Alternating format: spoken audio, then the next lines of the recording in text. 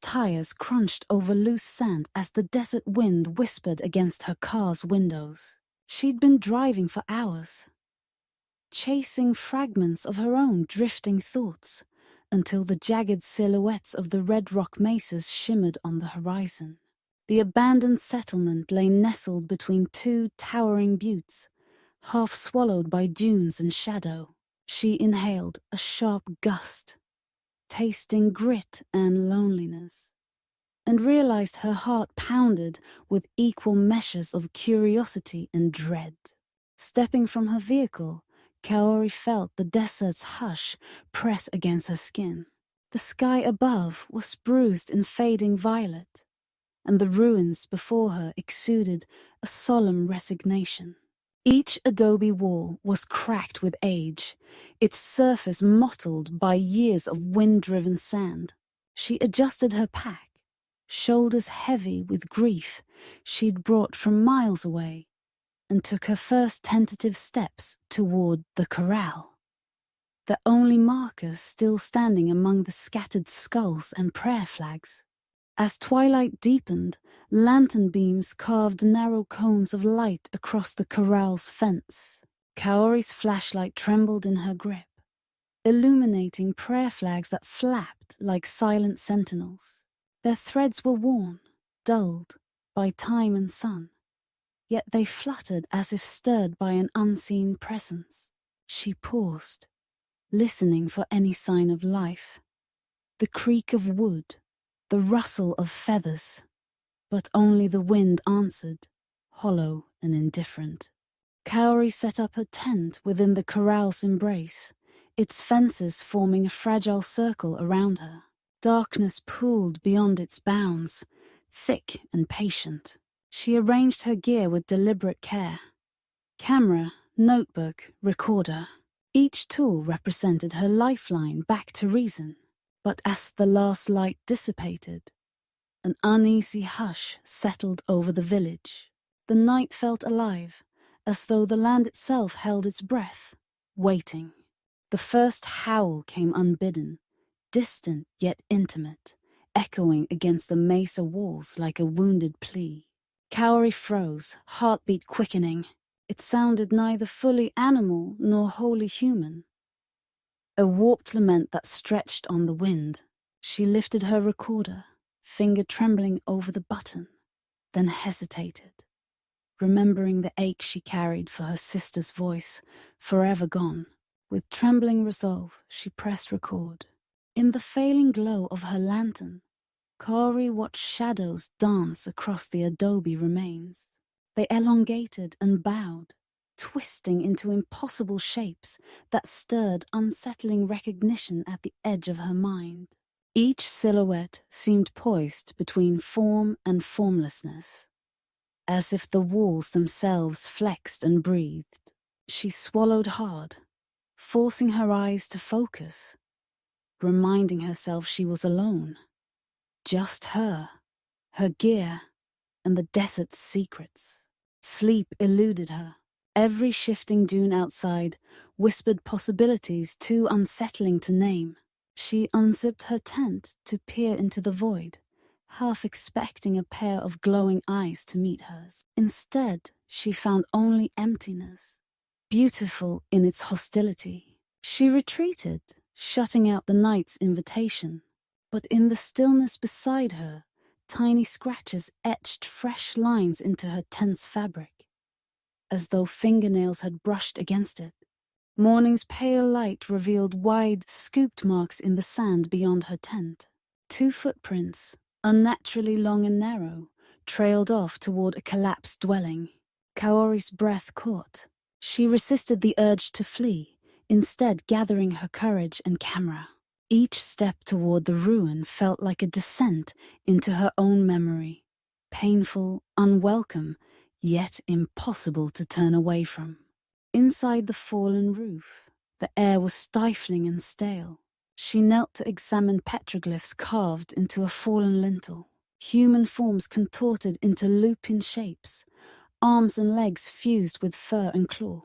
Beneath them, symbols she couldn't decipher spiraled and looped in tight circles.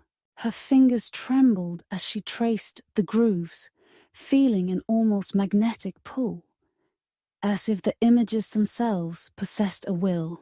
Kaori found the journal amid crumbled debris, its leather cover mottled with dust.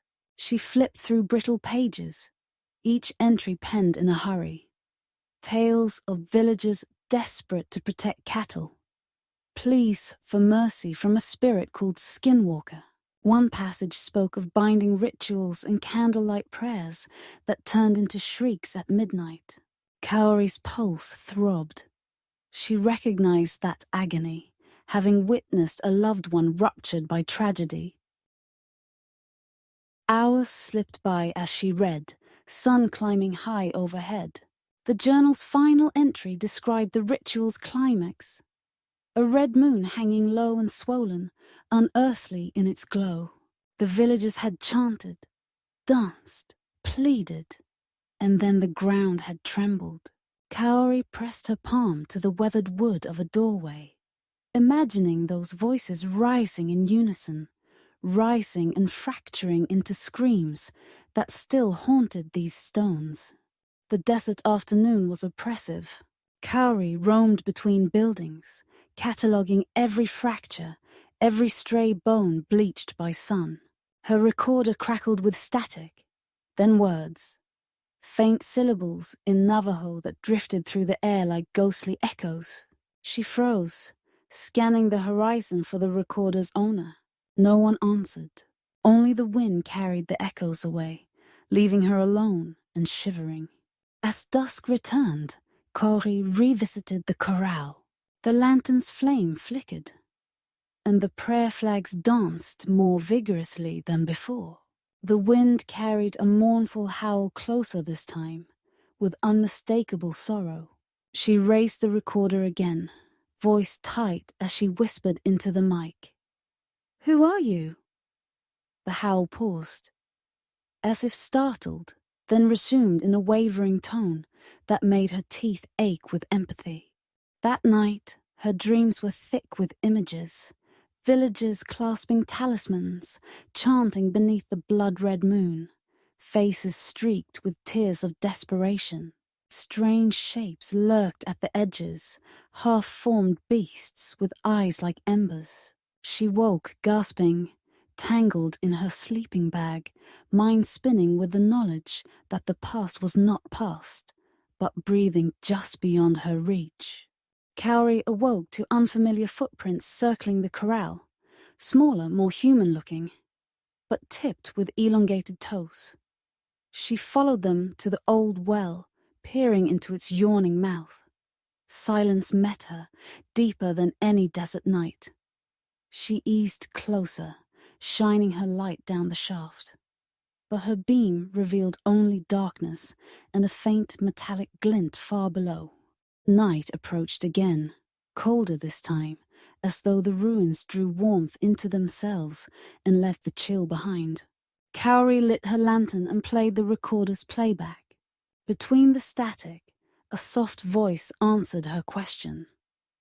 "Leave. Stay." The words overlapped, torn between urging and warning. Her stomach churned. She realized the spirit was divided, one half pleading for release, the other demanding company. Driven by both fear and compassion, Kaori wandered to the collapsed dwelling where the ritual had been performed. There she knelt, brushing sand from a stone altar. Her fingers discovered a carved groove, the shape of a wolf's paw. Above it, a loose flagpole, its base cracked. She pressed the pole into the groove. It settled like it belonged, emitting a hollow click that echoed like a heartbeat. The wind died at once. Kaori stared at the still flag above the corral, now suspended at a perfect angle. An oppressive hush engulfed the village. She shivered, feeling eyes upon her. Lantern in hand, she walked back, each footstep a drum in her ears. When she reached the tent, the flap was pulled aside, as if inviting her in. She paused, breath suspended, then moved aside to peer within. Inside, Kaori found a single prayer flag pinned to the tent floor. Its center bore a crude symbol, a wolf's head encircled by twisted vines. Beneath it, a scrap of paper read, "I am bound." The handwriting was jagged, unsure, like someone desperate to promise salvation, yet uncertain how. Tears pricked Kaori's eyes as she realized the spirit had fought, failed, and now clung to this broken world. She slept fitfully, her dreams haunted by a woman's voice, chanting in a tongue she half understood. At times, the voice was angry, tearing at her with grief. At others, it was pleading, begging for release from forces she couldn't name. Kaori woke before dawn, heart raw, and packed her recorder and journal, determined to end the cycle that had claimed so many. The moon hung low above the mesas, its red glow muted by drifting clouds. Kaori returned to the altar with trembling hands. She opened the journal to the villager's final instructions. A reversal of rites, spoken in low voices at dawn's first light. She memorized each phrase in Navajo, her own accent rough and foreign, yet carried by a fierce resolve she'd never known she possessed. Dawn's pale fingers reached across the village as Kaori began the chant. Her voice quavered, faltering on unfamiliar syllables, but she pressed on, guided by the rhythm of her heartbeat. With each phrase, the wind stirred, lifting sand and dust in swirling eddies that carved patterns around her feet. The prayer flags flapped wildly, as if struggling to position themselves in accordance with her words. The earth trembled beneath her boots. Kaori's breath hitched as shapes formed in the shifting sand tall, gaunt figures with eyes like liquid fire, limbs elongated and distorted. They emerged from the ruins in a silent procession, gliding toward her in perfect unison.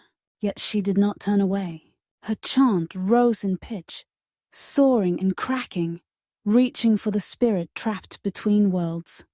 A single howl cut through the procession, sharper and more urgent than before. Kaori's voice faltered as the howl became a scream, visceral and raw, yet devoid of menace.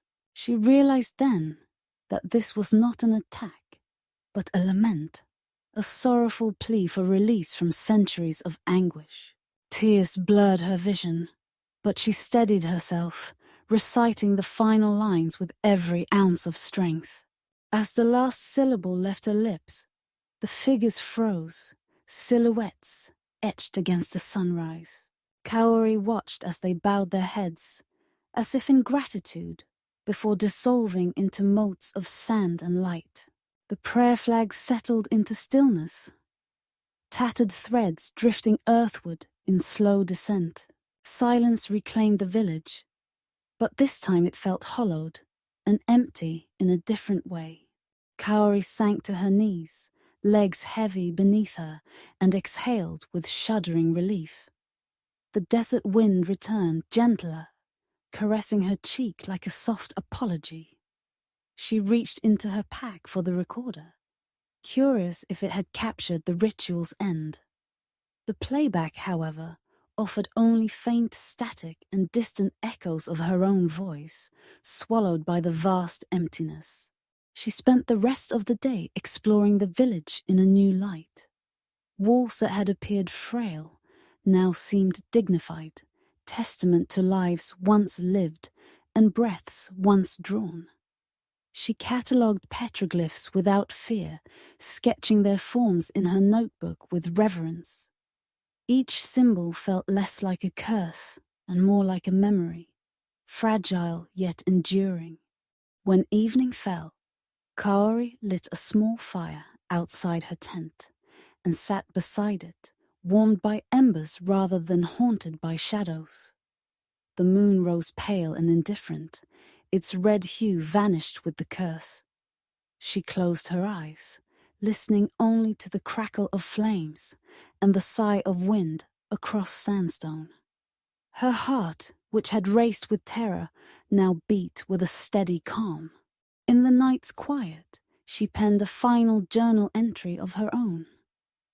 A confession of grief born on desert winds, a tribute to souls she'd freed, and a vow to carry their stories forward. Her words flowed unburdened by fear, infused instead with sorrow's acceptance. She folded the page carefully and placed it beside the ancient journal, a bridge between past and present. The next morning, Kaori packed her gear under a sky streaked with pink and gold. She paused at the corral fence, running her palm along the cracked wood, remembering every whisper that had guided her here.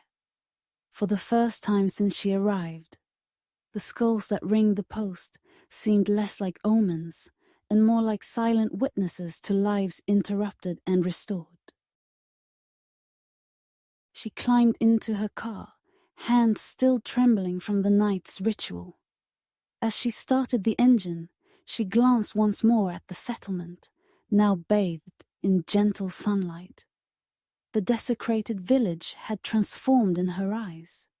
No longer a hollow echo of dread, but a sacred ground where grief and hope intertwined in an eternal dance. The drive away felt surreal. Each mile marker brought her farther from the mesas, yet closer to her own center. Memories of the howls, the chanting, and the figures in the sand lingered like a dream half remembered.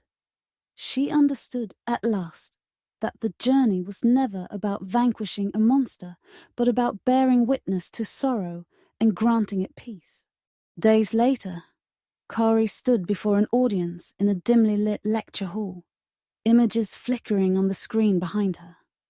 The settlement's ruins glowed in sepia tones.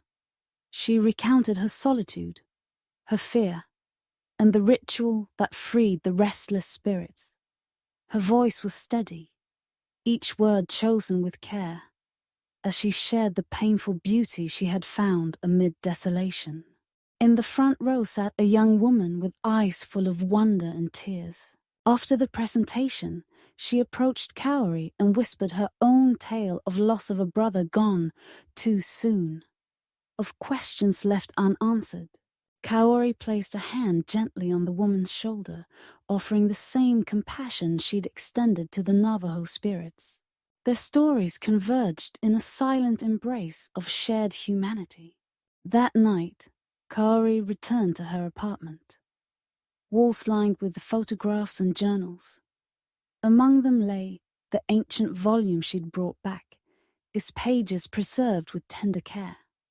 She placed it on a shelf beside her sister's diary, 2 tomes bound by grief and redemption.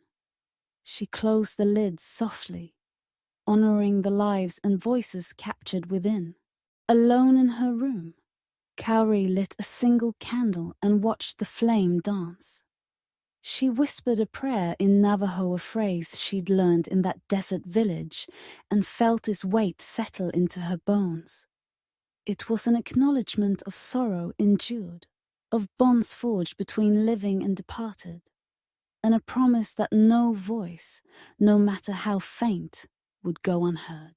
Months passed, and Kaori traveled to remote corners, drawn to places where silence spoke loudest. She carried her recorder and journal as talismans. In every windswept ruin, she listened for echoes' faint howls, buried pleas, glimmers of presence. With each encounter, she offered compassion, understanding that grief without witness is a door left ajar, inviting darkness in. One evening, back in her hometown, Kaori stood before an old oak tree where her sister had once carved their initials. She laid a prayer flag at its base, a tattered fragment from the corral. The tree's limbs swayed in a breeze scented by summer grass, and she felt a warm current of peace. The wind carried a faint, familiar howl, neither wolf nor human, but something in between. Kaori closed her eyes as the sound faded into the night. She pressed her palm to the flag's fabric, feeling its frayed threads under her fingertips. Even now she understood that the howl was not a cry of terror, but a whisper of gratitude, a reminder that every spirit, no matter how lost, carries a spark of hope that can be set free. In the hush before dawn, Kaori turned away from the tree and walked home. Her footsteps were light, her heart unburdened. She carried memories of sand-choked ruins and spectral lamentations. Yet she felt empowered by the knowledge that compassion could bridge worlds. And as the first rays of sunlight gilded the skyline, she walked forward, no longer haunted, but guided by whispers in the dark.